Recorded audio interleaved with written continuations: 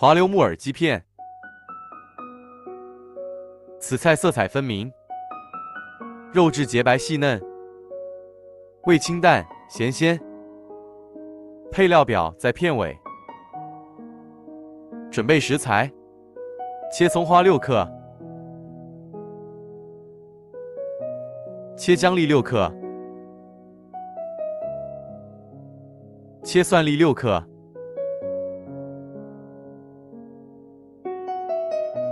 10克黄瓜皮切成三角形，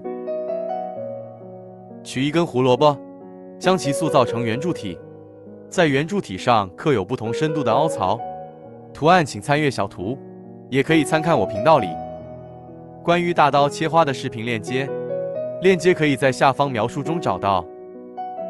鸟形的胡萝卜花坯做好，顶刀切成水花片，鸟形胡萝卜水花片9片。干木耳加水，浸泡2到3小时后，洗去泥沙，用清水冲洗干净，沥干水分。水发木耳60克，锅中水烧开，下入木耳汆水，汆烫后捞出备用。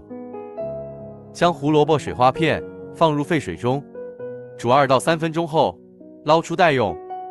加工鸡肉，准备鸡胸肉300克。将鸡胸肉切成抹刀片，厚度如同硬币，给鸡片码味。加盐1克，加料酒10克，加淀粉5克，加1个蛋清，抓拌均匀。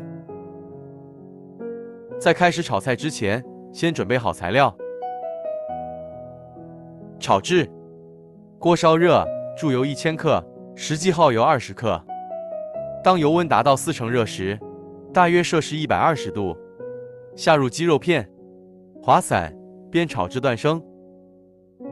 下入黄瓜片煎炸，倒出，控油。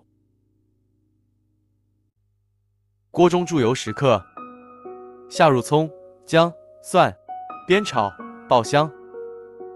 下入木耳，再煸炒。加入高汤，大约150克，搅拌均匀。加糖2克，加盐1克，加料酒8克，加味精2克，烧开，翻拌均匀。调匀水淀粉，用水淀粉勾薄芡。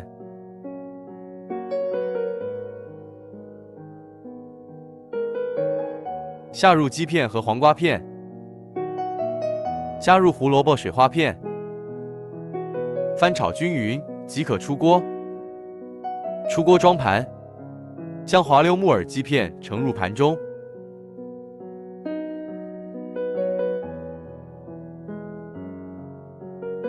滑溜木耳鸡片配料表：完美，此菜色彩分明，肉质洁白细嫩，味清淡咸鲜。